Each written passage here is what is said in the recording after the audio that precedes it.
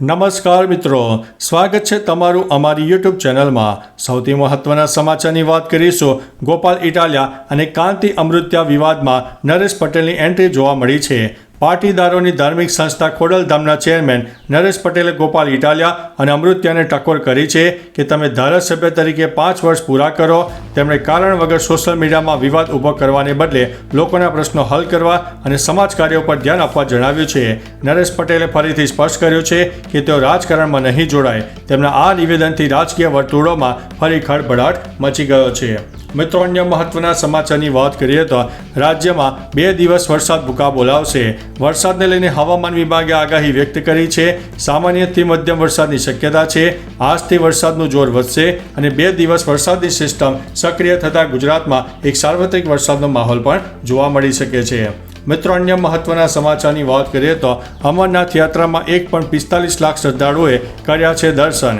પવિત્ર અમરનાથ યાત્રા 3 જુલાઈથી શરૂ થઈ ગઈ છે। 9 ઓગસ્ટ સુધી આ યાત્રા ચાલુ રહેવાની છે।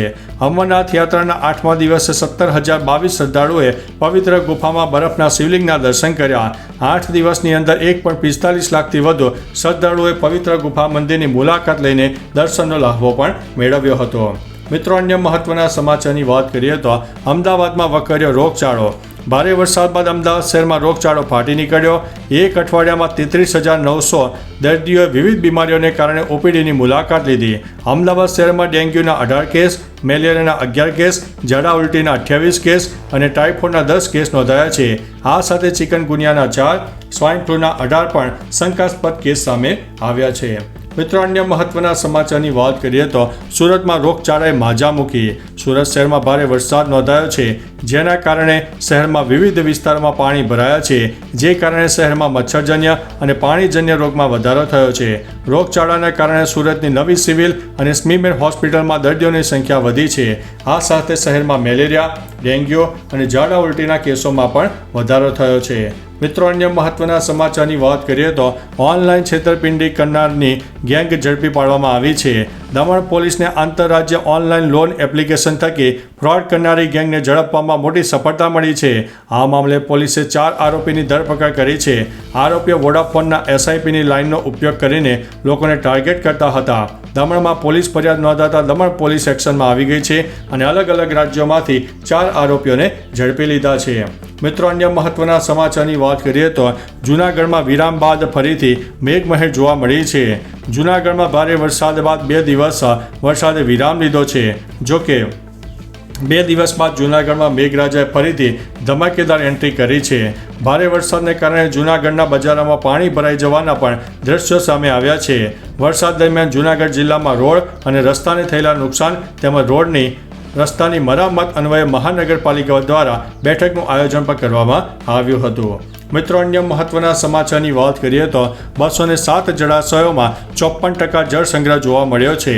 સરદાર સરોવર સહિત રાજ્યના 207 જળાશયોમાં કુલ સંગ્રહ શક્તિના 54% જળ સંગ્રહ થયો છે। ગુજરાતની જીવાદોરી સમાન સરદાર સરોવર યોજનામાં હાલમાં કુલ સંગ્રહ શક્તિના 49.42% પાણીનો જથ્થો ઉપલબ્ધ છે। ગત વર્ષે આ સમયે રાજ્યના 207 જળાશયમાં 39.55% જળ સંગ્રહ હતો। આ અંગે જળ સંપત્તિ વિભાગ ગાંધીનગરની યાદીમાં જણાવવામાં આવ્યું છે। મિત્રો, અન્ય મહત્વના સમાચારની વાત કરીએ તો પ્રધાનમંત્રી આવાસ યોજનાની સહાયમાં વધારો કરવામાં આવ્યો છે। રાજ્યમાં પ્રધાનમંત્રી આવાસ યોજના અને ગ્રામીણના લાભાર્થીઓને વધારાના રૂપિયા 50,000ની સહાય આપવામાં આવશે। આ યોજના હેઠળ નાગરિકોને હવે 4 તબક્કામાં કુલ 1,70,000ની સહાય ચૂકવવામાં આવશે। વધારાની સહાય માટે ચાલુ વર્ષના બજેટમાં 1,10,000 લાભાર્થીઓના લક્ષ્યાંક માટે રૂપિયા 550 કરોડની જોગવાઈ કરવામાં આવી છે। મિત્રો, અન્ય મહત્વના સમાચારની વાત કરીએ તો ઓપરેશન સિંદૂરથી ભારતને વધારે નુકસાન થયું નથી તેવું ડોભાલે જણાવ્યું છે। ઓપરેશન સિંદૂર પર NSS અજીત ડોભાલે પહેલીવાર પોતાનું નિવેદન આપ્યું છે। તેમણે કહ્યું છે કે ઓપરેશન સિંદૂર દરમિયાન ભારતને કોઈ નુકસાન થયું નથી। ભારતના નુકસાનની એક પણ તસવીર નથી। અમે 9 આતંકવાદી ઠેકાણાઓને નિશાન બનાવ્યા। તમે પાકિસ્તાનના 13 એરબેઝની સેટેલાઇટ છબીઓ પણ જોઈ શકો છો। મિત્રો, અન્ય મહત્વના સમાચારની વાત કરીએ તો પાકિસ્તાનમાં બસ ઉપર હુમલો, ઓળખ કરીને 9ને ગોળી મારી। પાકિસ્તાનના બલુચિસ્તાનમાં ફરી એક મોટો આતંકી હુમલો થયો છે। હુમલાખોરે ક્વેટાથી લાહોર જતી એક બસને રોકી મુસાફરોને ઉતાર્યા અને ઓળખ કરીને 9 લોકોની ગોળી મારીને હત્યા કરી દીધી. આ ઘટના ઉત્તરી બલુચિસ્તાનના જોબ શહેર નજીક બની છે. સ્થાનિક અધિકારીઓ તેને આતંકવાદી ઘટના ગણાવી રહ્યા છે. આ વર્ષે માર્ચમાં પણ બલુચિસ્તાન લિબરલ આર્મીએ જાફર એક્સપ્રેસ ટ્રેનને હાઇજેક કરી હતી. મિત્રો, અન્ય મહત્વના સમાચારની વાત કરીએ તો ભાવનગરમાં મેઘરાજાની ધમાકેદાર એન્ટ્રી. છેલ્લા 24 કલાકમાં ભાવનગર જિલ્લાના 2 તાલુકામાં 1 ઇંચથી વધુ વરસાદ નોંધાયો. ધોધમાર વરસાદનું જોર વધતા રસ્તાઓ નદીના વહેણ જોવા મળી રહ્યા છે. ભારે વરસાદને કારણે ગારિયાધર પંથકમાં ચોમાલ ગામમાં એક યુવક ધસમસતા પ્રવાહમાં તણાઈ ગયો હતો, જે યુવકનું ડૂબવાને કારણે મૃત્યુ થયું છે. મિત્રો, અન્ય મહત્વના સમાચારની વાત કરીએ તો વિકસિત ગુજરાત. 48 કલાક પછી પણ રેસ્ક્યુ અધૂરું હતું. વડોદરા આણંદ વચ્ચે ગંભીરા બ્રિજ 9 જુલાઈએ તૂટી પડતા 20 લોકોના મોત થયા છે, જ્યારે 2 લોકો હજુ પણ ગુમ હતા. દુર્ઘટનાના 48 કલાક વીતી ગયા હોવા છતાં નદીમાં પડેલા તમામ વાહનો અને ગુમ થયેલા લોકોને બહાર કાઢવામાં સફળતા મળી નહોતી, જેના કારણે સરકારની રેસ્ક્યુ કામગીરી ઉપર સવાલો ઊભા થયા છે. વિકસિત ગુજરાતમાં રેસ્ક્યુનો ગઈકાલે 3જો દિવસ હતો, છતાં કામગીરી ક્યારે પૂરી થશે તે અનિશ્ચિત હતું. મિત્રો, અન્ય મહત્વના સમાચારની વાત કરીએ તો આ કારણે અમદાવાદમાં પ્લેન ક્રેશ થયું હશે.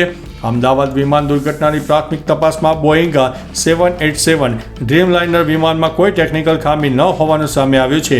અમેરિકી અખબાર વોલ સ્ટ્રીટ જર્નલ મુજબ વિમાનના બંને એન્જિનમાં ફ્યુઅલ સપ્લાય કંટ્રોલ કરતી સ્વિચ બંધ કરાઈ હોવાની શંકા છે, જેનાથી ટેકઓફ બાદ તરત જ એન્જિનનો થ્રસ્ટ ખતમ થઈ ગયો હશે અને અકસ્માતનો પ્રાથમિક રિપોર્ટ ગઈકાલે રજૂ થઈ શકે છે અને ત્યારબાદ સ્પષ્ટ કારણ સામે આવી શકે છે. મિત્રો, અન્ય મહત્વના સમાચારની વાત કરીએ તો અદાણી ગ્રુપ અમદાવાદમાં બનાવશે હેલ્થ કેર ટેમ્પલ. મુંબઈમાં society for minimally incentive spine surgery Asia પેસિફિકના 5મા વાર્ષિક પરિષદમાં અદાણી ગ્રુપના ચેરમેન ગૌતમ અદાણીએ જાહેરાત કરી છે કે તેઓ અમદાવાદ અને મુંબઈથી શરૂ કરવામાં આવેલા આર્ટિફિશિયલ ઇન્ટેલિજન્સ હેલ્થ ટેમ્પલનું નિર્માણ કરશે. અદાણીએ કહ્યું છે કે અમે અદાણી હેલ્થ કેર ટેમ્પલ 1000 બેડવાળા ઇન્ટિગ્રેટેડ કેમ્પસ દ્વારા આ વચન પૂર્ણ કરવાના છે. મિત્રો, અન્ય મહત્વના સમાચારની વાત કરીએ તો ગંભીરા બ્રિજ દુર્ઘટનામાં મૃત્યુ આંક 20 પહોંચ્યો છે. ગંભીરા બ્રિજ દુર્ઘટનાના સતત 3 દિવસથી રેસ્ક્યુની કામગીરી કરવામાં આવી રહી છે, ત્યારે ગઈકાલે 3જા દિવસે રેસ્ક્યુ કામગીરી દરમિયાન વધુ 2 મૃતદેહ મળી આવ્યા હતા, જે પછી મૃત્યુ આંક 20 થયો છે. મૃતદેહ કાદવની અંદર ખૂપેલા હતા, જેના કારણે મૃતદેહની ઓળખ કરવી મુશ્કેલ છે, કેમ કે મૃતદેહોની હાલત ખૂબ જ ખરાબ થઈ ગઈ છે.